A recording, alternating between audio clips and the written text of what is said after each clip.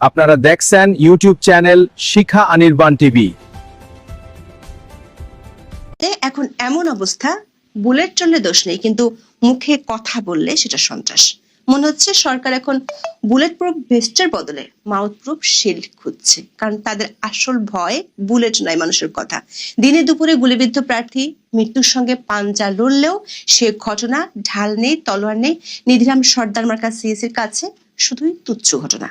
বিচ্ছিন্ন এসব ঘটনাকে আইন শৃঙ্খলার অবনতি হিসেবে দেখার সুযোগ নেই বলে মনে করেন প্রধান নির্বাচন কমিশনার। তবে প্রধান নির্বাচন কমিশনার যখন স্বাভাবিক দেখছেন দেশের আইন শৃঙ্খলা, ঠিক তখনই ঢাকায় থাকা মার্কিন নাগরিকদের জন্য দেশ জুড়ে নিরাপত্তা সতর্কতা জারি করেছে ঢাকার যুক্তরাষ্ট্র দূতাবাস।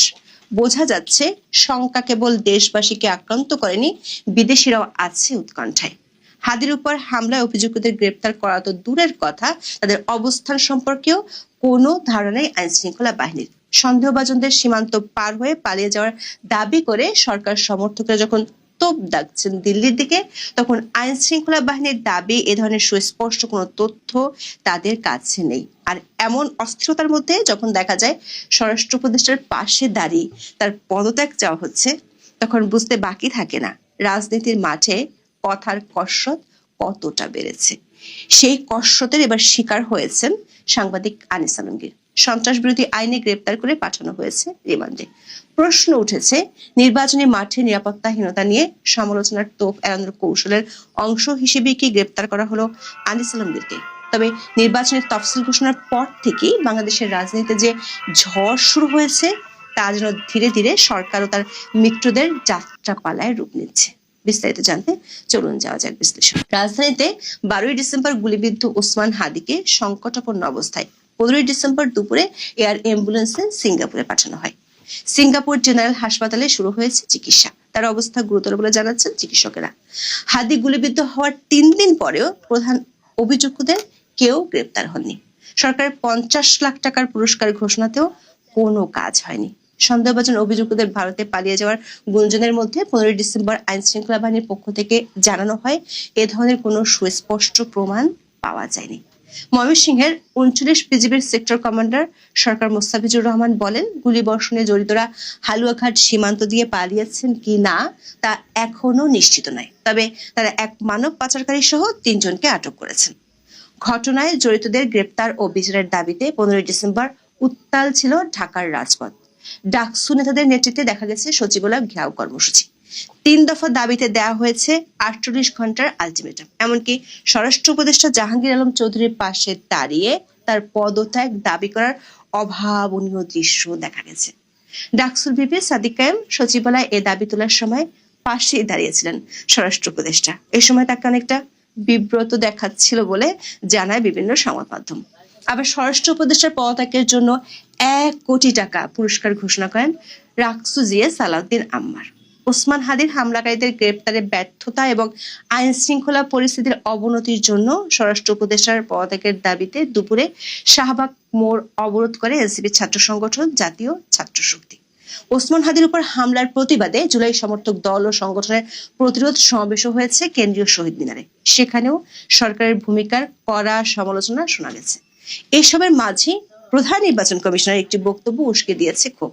দর্শক, হাদি গুলিবিদ্ধ হওয়ার পরদিন সিএসি 4 নির্বাচন কমিশনার ও ইসি সচিবালয়ের সিনিয়র সচিবের বিশেষ নিরাপত্তার ব্যবস্থা করতে পুলিশকে চিঠি দেয় ইসি। একই সঙ্গে সারা দেশে ইসির মাঠ পর্যায়ের কার্যালয়গুলোতে নিরাপত্তা নিশ্চিত করতে বলা হয়। সিএসি নিরাপত্তার জন্য এর আগেও গাড়ি সহ পুলিশ নিরাপত্তা ছিল। তবে ইসির চিঠিতে অতিরিক্ত আরো একটি গাড়ি সহ পুলিশ নিরাপত্তা চাওয়া হয়। শুধু ইসি নয়, 15 ডিসেম্বর অতিরিক্ত নিরাপত্তা চেয়ে চিঠি দিয়েছে সুপ্রিম কোর্টও।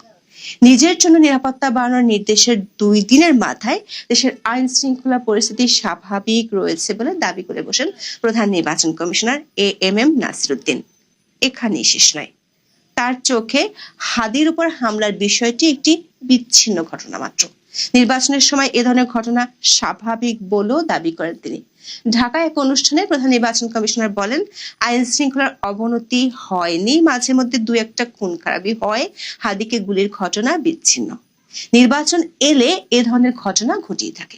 উদাহরণ হিসেবে তিনি অতীতে আহসানুল্লাহ মাস্টার এবং শাহ এ এম এস কিবরিয়ার হত্যার উদাহরণ টানেন। অথচ এর কোনোটি নির্বাচনকালীন সময়কার ঘটনা ছিল না। সাবেক অর্থমন্ত্রী আওয়ামী লীগ নেতা কিবরিয়া 2005 সালের 27 জানুয়ারি গ্রেনেড হামলায় নিহত হন। ঘটনাটি ঘটে হবিগঞ্জের বদ্দির বাজার প্রাথমিক বিদ্যালয় মাঠে। এক জনসভায় বক্তব্য শেষ করে স্কুল গেট দিয়ে বের হওয়ার সময় তাকে লক্ষ্য করে দুটি আরজেস গ্রেনেড ছোড়া হয়। এতে তিনি ঘটনাস্থলেই প্রাণ হারান। অন্যদিকে আরেক জনপ্রিয় আওয়ামী লীগ নেতা আহসানুল্লাহ মাস্টার নিহত হন 2004 সালের 7 মে। গাজীপুরের টঙ্গীতে এক জনসভায় গুলি করে তাকে হত্যা করা হয়।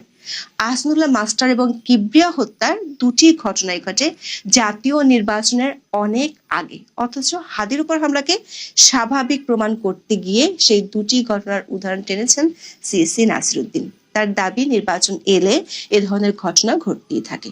বাংলাদেশে এগুলো নতুন কিছু নয়, দেশে আইন শৃঙ্খলা পরিস্থিতি বরং উন্নতি হয়েছে।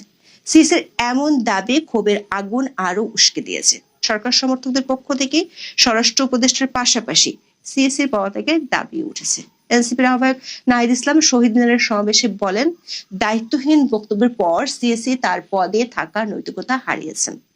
হাদির উপর হামলা কোন বিচ্ছিন্ন ঘটনা নয় দাবি করে নাহিদ বলেন, এই নির্বাচন কমিশন কিভাবে এমন কথা বলে? তারা নৈতিকভাবে দায়িত্বে থাকতে পারে না, তাদের অধীনে নির্বাচন সম্ভব নয়। দর্শক, শহীদ মিনার সমাবেশ থেকে ভারতের প্রতিও দেওয়া হয় কড়া বার্তা। সাবেক প্রধানমন্ত্রী শেখ হাসিনা এবং সাবেক স্বরাষ্ট্রমন্ত্রী আসাদুজ্জামান খান কামালকে 25শে ডিসেম্বরের মধ্যে বাংলাদেশে ফেরত পাঠানোর দাবি তোলা হয়। হুঁশিয়ারি দিয়ে বলা হয়, তা না হলে বাংলাদেশে ভারত কেন্দ্রিক সব প্রতিষ্ঠানের কার্যক্রম প্রতিহত করা হবে। হাদির উপর হামলাকারীরা সীমান্ত পেরিয়ে ভারতে আশ্রয় নিয়ে থাকলে তাদেরও ফেরত পাঠাতে হবে এই সময়ের মধ্যে। হাদি গুলিবিদ্ধ হওয়ার পর থেকেই নতুন করে ভারত বিরোধী অবস্থানের জানান দিচ্ছেন সরকার সমর্থকেরা। এমনকি তাদের দাবি মেনে ভারতের রাষ্ট্রদূতকে তলবও করা হয়েছে। তবে দিল্লির পাল্টা প্রতিক্রিয়া দেখা যাচ্ছে, এ ধরনের অবস্থান আমলে নিতে রাজি নয় দিল্লি। অভ্যন্তরীণ নিরাপত্তা ব্যর্থতা ঢাকতে এবং শক্তিশালী ভারত বিরোধী জনমত তৈরি করতে এই আক্রমণকে ট্রোজান হর্স হিসেবে ব্যবহার করা হচ্ছে। দর্শক, এই অবস্থার মাঝে ঢাকার যুক্তরাষ্ট্র দূতাবাসের এক সতর্ক বার্তায় উদ্বেগ আরো ঘনীভূত হচ্ছে। দূতাবাসের ওয়েবসাইট ও সামাজিক যোগাযোগ মাধ্যমে 15 ডিসেম্বর সন্ধ্যায় এই সতর্কবার্তা জারি করা হয়। এতে বলা হয়, নির্বাচনের তারিখ এগিয়ে আসার সঙ্গে সঙ্গে রাজনৈতিক সমাবেশ ও বিক্ষোভ আরো ঘন ও তীব্র হতে পারে। এমন পরিস্থিতিতে যুক্তরাষ্ট্রের নাগরিকদের সতর্কতা অবলম্বন করা উচিত। পাশাপাশি মনে রাখা উচিত, এই বিক্ষোভ সংঘর্ষে পরিণত হতে পারে এবং সহিংসতা ঘটতে পারে। নিজেদের নাগরিকদের বিক্ষোভ এড়াতে এবং যে কোনো বড় সমাবেশের আশেপাশে সতর্কতা অবলম্বন করার পরামর্শ দেওয়া হয় সতর্কবার্তায়। আশপাশের পরিবেশ সম্পর্কে সচেতন থাকা, হালনাগাদ তথ্যের জন্য স্থানীয় গণমাধ্যম পর্যবেক্ষণ, ভিড় ও বিক্ষোভ এড়িয়ে চলার পরামর্শ দেওয়া হয়েছে। দর্শক, নিরাপত্তার বেহাল দশা নিয়ে টালমাটাল অবস্থার সরকার সেই পুরনো নীতি আবারও প্রয়োগ করেছে। জ্যেষ্ঠ সাংবাদিক আনিস আলমগীরকে জিজ্ঞাসাবাদের জন্য ডিবি হেফাজতে নেওয়ার পর তাকে সন্ত্রাস বিরোধী আইনের মামলায় গ্রেপ্তার দেখানো হয়েছে। রাজধানীর উত্তরা পশ্চিম থানায় জুলাই রেভলিউশনারি অ্যালায়েন্সের কেন্দ্রীয় সংগঠক আরিয়ান আহমেদের অভিযোগে এই মামলা দায়ের করা হয়। এই মামলায় আনিস আলমগীর ছাড়াও অভিনেত্রী মেহের আফরোজ শাওন, মডেল মারিয়া কিসপার্ট্রা এবং উপস্থাপক ইমতু রাতিশ ইমতিয়াজ সহ মোট 4 জনের নাম রয়েছে। তাদের বিরুদ্ধে অভিযোগ আনা হয়েছে। অভিযুক্তরা সামাজিক যোগাযোগ মাধ্যমে এবং বিভিন্ন টেলিভিশন টক শোতে অংশ নিয়ে নিষিদ্ধ সংগঠনকে পুনরুজ্জীবিত করার প্রচারণা চালাচ্ছেন এবং সাবেক প্রধানমন্ত্রী শেখ হাসিনার অনুসারী হিসেবে রাষ্ট্রের স্থিতিশীলতা নষ্টের ষড়যন্ত্রে লিপ্ত। দর্শক, সাংবাদিক আনিস আলমগীরকে গ্রেপ্তার করে রিমান্ডে পাঠানোর এই ঘটনা অধ্যাপক ইউনূসের শাসনামলে আইনের রাজনৈতিক অপব্যবহারের আরো একটি মারাত্মক উদাহরণ হলো। সামাজিক যোগাযোগ মাধ্যমে বা টক শোতে দেওয়া মতামতকে রাষ্ট্রের স্থিতিশীলতা নষ্টের ষড়যন্ত্র হিসেবে আখ্যায়িত করে সন্ত্রাস বিরোধী আইনের অধীনে গ্রেপ্তার করা, ভিন্ন মতকে জাতীয় নিরাপত্তার হুমকি হিসেবে চিহ্নিত করার একটি কৌশলগত পদক্ষেপ। এটি কেবল ভিন্নমত দমন নয়, বরং বুদ্ধিবৃত্তিক এবং মিডিয়া বিরোধী কণ্ঠকে নীরব করার একটি কর্তৃত্ববাদী প্রবণতা বলে বিশ্লেষকরা মনে করছেন। মন খুলে সমালোচনা করার যে লাইসেন্স অধ্যাপক ইউনূস দেওয়ার কথা বলেছিলেন, সেটি যে কথার কথা ছিল তা বোঝাই যাচ্ছে। দর্শক, যদি একজন সাংবাদিকের টেলিভিশনের মন্তব্য এতটাই শক্তিশালী হয় যে তা নিষিদ্ধ সংগঠনকে পুনরুজ্জীবিত করতে পারে, তবে এই বক্তব্য হয় আগের সরকারের সমর্থক গোষ্ঠীর ভিত্তি কতটা শক্তিশালী ছিল তা প্রমাণ করে, অথবা বর্তমান সরকারের রাজনৈতিক আখ্যান কতটা ভঙ্গুর তা ফুটিয়ে তোলে। ভিন্ন মতকে সন্ত্রাসবাদী আখ্যা দেওয়া এটি একটি আতঙ্কিত প্রতিক্রিয়া, যা প্রমাণ করে যে কর্তৃপক্ষ জননিরাপত্তা নিশ্চিত করার চেয়েও রাজনৈতিকভাবে অস্বস্তিকর কণ্ঠস্বরকে দমন করাকে বেশি গুরুত্ব দিচ্ছে। প্রশ্ন হলো, সরকার যেখানে বলেছিল এবারে নির্বাচন হবে ইতিহাসের এবং উৎসবমুখর, সিএসি দেখছেন আইন শৃঙ্খলার উন্নতি, সেখানে কেন এমন আশঙ্কা পাওয়া যাচ্ছে বিদেশিদের বার্তায়? দেশের মানুষ নয় মিথ্যা আতঙ্কে ভুগছে। সন্ত্রাস দূর করতে সরকার শুরু করেছে অপারেশন টেবিল হান্টের দ্বিতীয় অধ্যায়। সন্ত্রাস বিরোধী আইনে গ্রেপ্তার হয়েছেন সাংবাদিক আনিস আলমগীর। এর পরেও কেন কমছে না অস্থিরতা? সরকার সমর্থকরাই কেন নিরাপত্তাহীনতার প্রকাশ্য অভিযোগ তুলে স্বরাষ্ট্র উপদেষ্টার পদত্যাগ চাইছেন? এটাই কি সেই ইতিহাসরা নির্বাচনের আগাম আলামত? এখনই এমন হলে সামনের দিনগুলোতে কি অপেক্ষা করছে দেশের সামনে? দর্শক, একটি প্রবাদ আছে, উলু বনে মুক্ত ছড়ানো। বাংলাদেশে এখন ঠিক তাই হচ্ছে। যার নিরাপত্তা দরকার সে পাচ্ছে গুলি, আর যে কথা বলছে সে পাচ্ছে জেল। এখন এ পর্যন্ত। ভারতের সীমান্তে ঢুকে বাংলাদেশের নৌবাহিনী এবার যে কর্মকাণ্ডটি ঘটালো তা কিন্তু ভারত এবং বাংলাদেশের ইতিহাসে কখনো হয়নি। আজ বাংলাদেশের বিজয় দিবস এবং সেই বিজয় দিবসে কিন্তু ভারতের সেনাদের যে অবদান তা কিন্তু অস্বীকার আন্তর্জাতিক স্তর কখনোই করতে পারে না।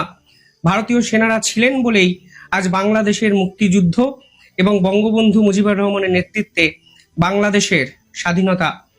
আর সেই দিনে যে খবর সামনে এলো তা কিন্তু ভারত বাংলাদেশের যে তিক্ততা তা কিন্তু চরম জায়গায় নিয়ে গেল।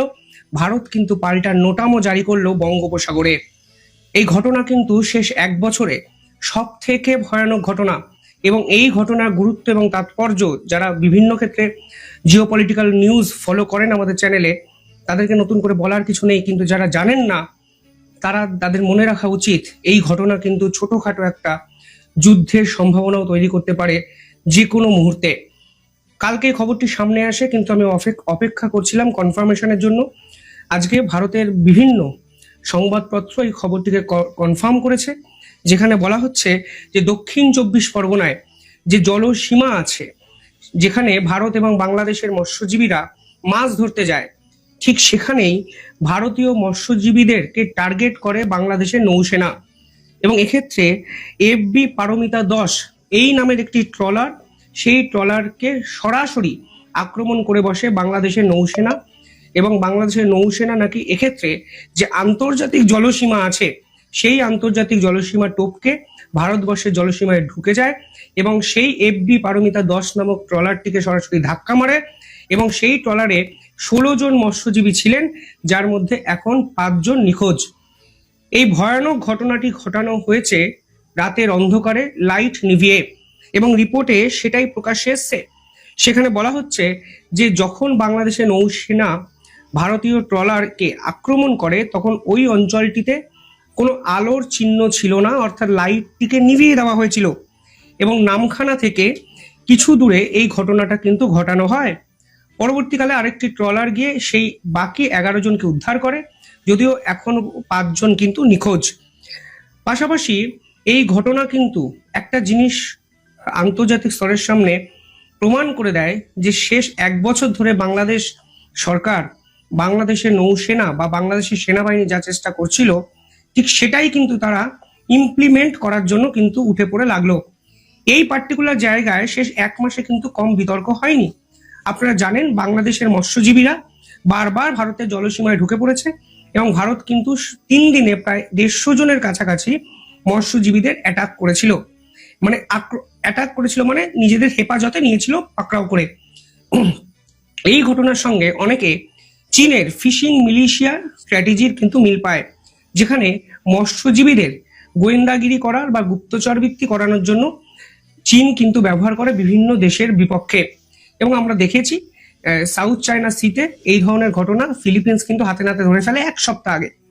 এই মৎস্যজীবীদের গ্রুপের মধ্যে কোনো গোয়েন্দা অফিসার, কোনো আর্মি অফিসার, কোনো সার্ভেলেন্স এক্সপার্ট সবাই কিন্তু মিশে থাকে। এদের প্রধানত কাজ হলো এই আন্তর্জাতিক জলসীমার কাছাকাছি এসে অপর পক্ষের যে নেভাল ডিপ্লয়মেন্ট, নেভাল ইনফ্রাস্ট্রাকচার এবং নেভাল মুভমেন্ট সেটাকে হুবহু কপি করা, যেন তাদের প্ল্যান অফ অ্যাকশন সাজাতে সুবিধা হয়। কিন্তু পরবর্তীকালে আমরা দেখেছিলাম ভারত এবং বাংলাদেশ ডিপ্লোম্যাটিক সম্পর্ককে এঙ্গেজ করে মৎস্যজীবীদের কিন্তু ফিরিয়ে দিয়েছিল। কিন্তু যখন ফিরিয়ে দেয় ঠিক তার 4-5 দিনের মধ্যে এই ধরনের একটি ঘটনা, তা যেমন আনএক্সপেক্টেড, কিন্তু উল্টো দিকে এই ঘটনা কিন্তু সরাসরি প্রভোকেশন অফ ওয়ার, যেটা মনে করছে ভারতের সরকার। এবং ভারতের পক্ষ থেকে নৌবাহিনী ডিপ্লয় করা হয়েছে বঙ্গোপসাগরে এবং পুরো ঘটনার তদন্ত হচ্ছে, রিপোর্ট পেশ হবে এবং এই ঘটনার পাল্টা ভারত কিভাবে দেয় সেটা কিন্তু দেখার জন্য আন্তর্জাতিক স্তর উদ্গ্রীব হয়ে থাকবে। দেখুন, অনেকেই হয়তো ভিডিওতে কমেন্ট করবেন যে রিপোর্ট, তদন্ত এগুলো করার কি প্রয়োজন আছে। ভারত ইউনাইটেড নেশনস সিকিউরিটি কাউন্সিলের সদস্য, যে কোনো মুহূর্তে ভারত ইউনাইটেড নেশনের পার্মানেন্ট মেম্বার হওয়ার দিকে এগোবে। পৃথিবীর প্রায় সব দেশই এই মুহূর্তে চায় ভারত যেন ইউনাইটেড নেশনে পার্মানেন্ট মেম্বার হয়। কাতার বলুন, জাপান বলুন, রাশিয়া বলুন, ইনফ্যাক্ট আমেরিকাও কিন্তু সরাসরি কখনো বিরোধিতা করেনি ভারতের বিপক্ষে ইউনাইটেড নেশনে। ফলে আলটিমেটলি কোনো রিপোর্ট ছাড়া আন্তর্জাতিক স্তরের সামনে কোনো কিছু প্রমাণ করা যায় না। ফলে এই পুরো বিষয়টি আবেগ দ্বারা না ভেবে আমাদের সকলের উচিত ডিপ্লোম্যাটিক অ্যাঙ্গেলে পুরো বিষয়টা বিশ্লেষণ করা এবং এর পাল্টা অ্যাক্ট অফ ওয়ার যদি ভারতের পক্ষ থেকে দেখানো সম্ভব হয় তাহলে কিন্তু বাংলাদেশের গল্প আছে। বাংলাদেশ কিন্তু পরিষ্কার বোঝা যাচ্ছে যে 12ই ফেব্রুয়ারি নির্বাচনের আগে কোনো না কোনো যুদ্ধ সম্ভাবনা তৈরি করতে চাইছে এবং তারা যদি একটা স্মল স্কেল অফ ওয়ার এই অঞ্চলে তৈরি করতে পারে তাহলে বাংলাদেশের সাধারণ মানুষ, যাদেরকে মস্তিষ্ক সম্পূর্ণভাবে ভারত বিরোধিতায় ব্রেন ওয়াশ করা সম্ভব হয়েছে, সেই মানুষের ভোট বাংলাদেশের ছাত্ররা মোহাম্মদ ইউনূসের হয়ে যাবে। হতেও পারে যুদ্ধটাকে দেখিয়ে তারা কিছুদিন নির্বাচনটিকে পিছিয়ে দিতে পারেন। ফলে এটা কিন্তু পরিষ্কার একটি স্ট্র্যাটেজিক্যাল মুভ, যেটা আমার অন্তত আজকের দিনে দাঁড়িয়ে অ্যাট এ গ্লান্স মনে হচ্ছে। পাশাপাশি বাংলাদেশের এই ঘটনার পর ভারত জরুরিকালীন ভিত্তিতে একটি নোটাম জারি করে ফেলেছে। সেই নোটামটি জারি করা হয়েছে এই প্রথমবারের জন্য প্রায় 3000 কিলোমিটারকে লক্ষ্য করে, মানে এই অঞ্চলে 3000 কিলোমিটারের নোটাম। এর আগে ভারত কিন্তু খুব লিমিটেড টাইম জারি করেছিল। যে খবর সামনে এসছে সেখানে বলা হচ্ছে হয়তো বঙ্গোপসাগরে একটি submarine launch ballistic missile test করবে ভারতের নৌসেনা। সাবমেরিন লঞ্চ ব্যালিস্টিক মিসাইল অর্থাৎ নিউক্লিয়ার ক্যাপাবেল ব্যালিস্টিক মিসাইল কিন্তু ভারত টেস্ট করছে। মানে পারমাণবিক মিসাইল টেস্ট এই প্রথমবারের জন্য বাংলাদেশের সীমান্তে বঙ্গোপসাগরে করতে চলেছে ভারতের সেনাবাহিনী। এই পুরো বিষয়টি কন্ডাক্ট করা হবে ডিআরডিওর পক্ষ থেকে এবং এক্ষেত্রে ভারতের অত্যন্ত দক্ষ এবং উৎকৃষ্ট মানের K4 submarine launched ballistic missile test করার পরিকল্পনা হয়েছে, যার রেঞ্জ কিন্তু 3500 কিলোমিটার। অর্থাৎ বুঝতেই পারছেন, নিউক্লিয়ার ক্যাপাবেল ব্যালিস্টিক মিসাইল যদি বঙ্গোপসাগরে টেস্ট করা হয়, নিশানাটা কাদের দিকে করা হচ্ছে। বেশি কিছু বলার প্রয়োজন নেই। যে জিনিসটি বাংলাদেশের পক্ষ থেকে ঘটানো হয়েছে তার পাল্টা যে ভারত যে কোনো মুহূর্তে দিতে পারে তা কিন্তু এক কথায় পরিষ্কার। 3500 কিলোমিটারের রেঞ্জে তো পাকিস্তান পুরোটা কভার হয়ে যায়, সেখানে বঙ্গোপসাগরে বাংলাদেশকে লক্ষ্য করে ভারত ব্যালিস্টিক মিসাইল টেস্ট করছে, এটাও কিন্তু ঐতিহাসিক। ঠিক যেভাবে আজকে বাংলাদেশের নৌসেনা আন্তর্জাতিক আইন সম্পূর্ণভাবে ভেঙে এই নৃশংস ঘটনা ঘটিয়েছে, তার পাল্টাটা যে দেওয়া প্রয়োজন তা আমার মনে হয় আপনারাও সহমত পোষণ করবেন এবং এই ঘটনা কিন্তু অনেক দূর যাবে, তা কিন্তু আপনারা নিশ্চিন্তে থাকুন। অনেক আপডেট আসবে, আমি আপডেটেড ভিডিও আপনাদের জন্য নিয়ে আসবো। দেখতে থাকুন দ্য ইন্ডিপেন্ডেন্ট বেঙ্গল। যারা এই ভিডিওটি দেখছেন, ছোট্ট একটা অনুরোধ, চ্যানেলটিকে ভালো লাগলে একটু সাবস্ক্রাইব করে রাখবেন।